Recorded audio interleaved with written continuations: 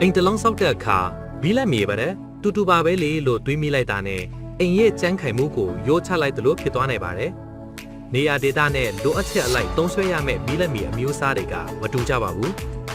တာမန်ဆောလို့ရဲ့အတွက် OPC နဲ့ PPC ကိုအသုံးများကြပေမဲ့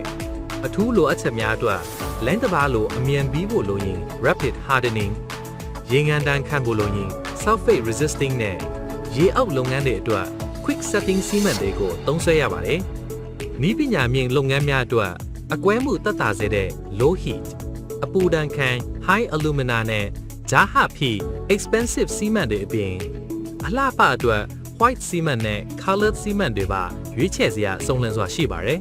။မှန်ကန်တဲ့ရွေးချယ်မှုကတိတ်အိမ်ကိုရာတပ်ပန်ခိုင်ခန့်စေမှာပါ။ဆောက်လုပ်ရေးဆိုင်ရာကျွမ်းကျင်မှုနဲ့အကြံဉာဏ်ကောင်းတွေအတွက်ဆိုရင်ATW Construction Engineering Group ကအမြဲအသင့်ရှိနေပါတယ်ခင်ဗျာ။